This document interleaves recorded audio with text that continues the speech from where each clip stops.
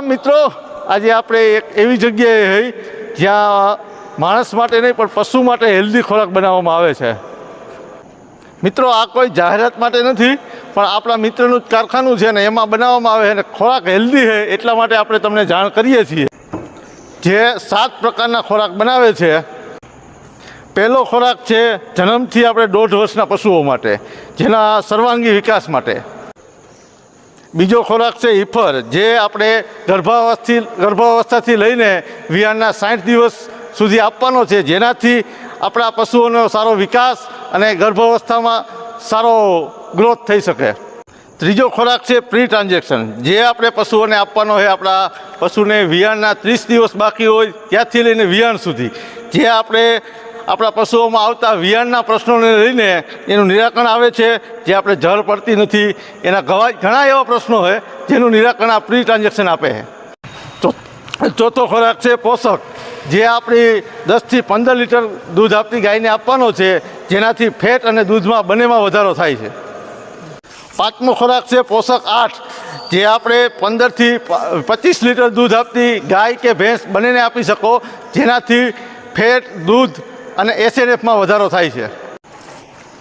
છઠ્ઠો ખોરાક છે પોષક 10, જે આપણે 20 થી 35 લીટર દૂધ આપતા પશુઓ માટે, જે SF બ્રીડ આવે એ બધા પશુઓ માટે છે અને આનાથી દૂધ, ફેટ અને SNFમાં વધારો થાય છે। સાતમો ખોરાક છે બફેલો સ્પેશિયલ, જે આપણે ભેંસો માટે સ્પેશિયલ બનાવવામાં આવે છે અને આનાથી ભેંસોમાં દૂધ, ફેટ અને SNFમાં વધારો થાય છે। અને આ બધા ખોરાક એવા છે જે આપણા બધા પશુઓ માટે સારામાં સારા ઉપયોગી અને સારામાં સારા દૂધ માટે ઉપયોગી થાય છે।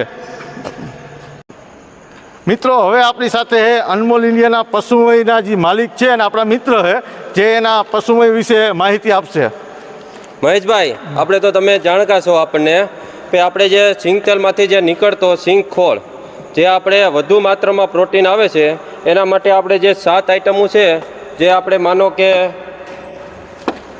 કાપ સ્ટાર્ટર, હીફર, પ્રી ટ્રાન્ઝેક્શન, પોષક 8, પોષક 10 અને પછી પશુમય ફીડનો સ્પેશિયલ બફેલો, કે આમાં આ બધી 7 વેરાયટી એવી છે કે એમાં બધી કઠોળ આવે છે, બધાય આપણે ડીઓસી આવે છે, કે બધા મિનરલ મિક્સર આવે છે, બોલાસીડ આવે છે। ફીડમાં આપણે 7 એવી આઇટમો આપણે બનાવી રહ્યા છીએ।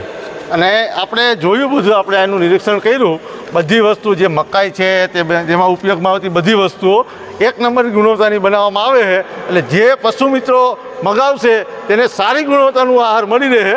તો